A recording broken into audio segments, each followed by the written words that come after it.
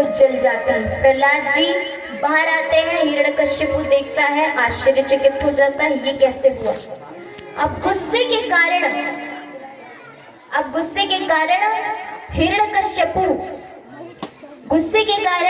हिरण्यकश्यपु जो है भक्त प्रहलाद का हाथ पकड़ करके लेकर के आता है। हाथ पकड़ करके लेके आता है। प्रहलाद जी का हाथ पकड़ के वह राज दरबार में लेकर के आता है और उसको खंभे से बांध देता है। खंभे से बांध करके उसको पीटने लगता है। हिरण्यकश्यपु प्रहलाद जी को पीटने लगता है और उसे पीट रहा है और कह रहा है, हर बार भगवान विष्णु ने तुझे बचाया है, तुम्हारा भगवान इतना ही शक्तिमान है तो क्या इस खंभे से निकल सकता है। भक्त प्रहलाद जी कहते हैं कि भगवान चाहे तो कहीं से भी आ सकते हैं, वो हर जगह विद्यमान है। और क्रोध बढ़ गया। हिरण्यकश्यपु गदे का प्रहार खंभे में करता है। जैसे ही गदे का प्रहार खंभे में किया, वहां पर एक विचित्र और भयंकर प्राणी प्रकट हुए, जिनका धड़ जो है मानव का था, किंतु सर सिंह का था और क्रोध में भर करके भयंकर गर्जना कर रहे हैं और उनकी दहाड़ से समस्त सैनिक, समस्त प्रजावासी कांपते हैं। उनका नाम था नरसिंह। बोलिए नरसिंह भगवान की। भगवान नरसिंह प्रकट हो जाते हैं और वहां पर हिरण्याक्ष को गोद में ले लेते हैं। देहरी पर बैठा करके उसे गोद में ले लेते हैं। गोद में बिठा करके हिरण्यकश्यपु को गोद में बैठा करके भगवान नरसिंह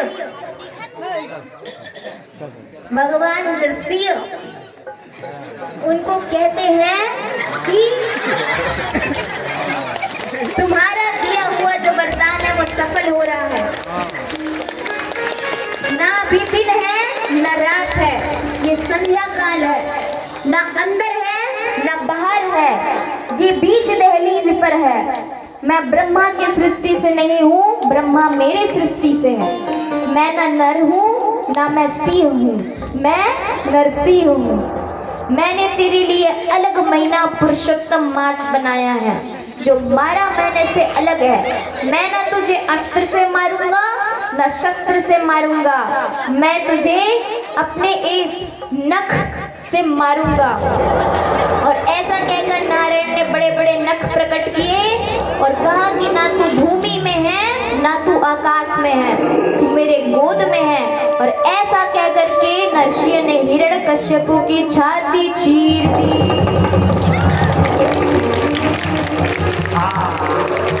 छाती फाड़ करके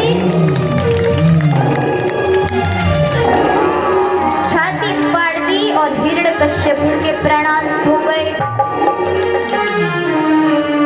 समस्त देवताओं ने प्रभु की स्तुति की।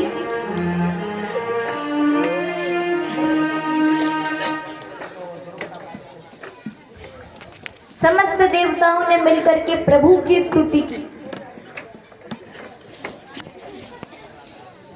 भगवान नरसिंह जो है क्रोध में भरे हुए हैं, और बैठे हुए हैं नरसिंह भगवान। और यहाँ पर उनका इतना क्रोधित स्वरूप देख करके सभी समस्त जितने भी नारद जी, ब्रह्मा जी, जितने भी देवता थे वो डर जाते हैं। माता लक्ष्मी को कहते हैं कि माता लक्ष्मी आप जाकर के प्रभु का क्रोध शांत करें। लेकिन अब प्रभु के स्वरूप को देख करके माता लक्ष्मी पीछे हट जाती। फिर नारद जी ने प्रहलाद जी को भेजा। प्रहलाद जी प्रभु से प्रार्थना कर रहे हैं। प्रहलाद जी प्रभु से प्रार्थना कर रहे हैं कि मेरे जो पिता है हिरण्यकश्यपु, उनको आप क्षमा करें। और उनको कृपया नरकगामी ना बनाए। प्रभु ने उन्हें कहा कि तू अपने पिता की बात करता है, मैं तेरे वंश के पूर्वजों की 21 पीढ़ी और तेरे बाद आने वाले 21 पीढ़ी को स्वर्गगामी में होने का वरदान देता हूँ, और साथ ही तेरे वंश को जो मैं नहीं मारूंगा। और फिर भक्त प्रहलाद को नरसिंह भगवान गोद में ले लेते हैं, और गोद में लेकर के जैसे गौ माता अपने संतान को जिस प्रकार से प्रेम करती है, उसी प्रकार से नरसिंह भगवान भक्त प्रहलाद को दुलारते हैं, प्यार करते हैं। और इस तरह से भागवत महापुराण में 7वें स्कंद के 10वां अध्याय में श्री वेदव्यास जी प्रहलाद चरित्र का वर्णन करते हैं। बोलिए भक्तवत्सल भगवान की, कृष्ण कन्हैया लाल की, श्रीमद् भागवत महापुराण की। और इसी तरह आज की कथा यहाँ विश्राम होती है। 2 भजन के बाद आरती होगी। आरती के लिए थाल तैयार करके रखें। 2-3 भजन के पश्चात हम सभी आरती करेंगे। कल की कथा में हम गजेंद्र मोक्ष, समुद्र मंथन, वामन अवतार, राम जन्म तथा कृष्ण जन्म, भगवान जी हमारे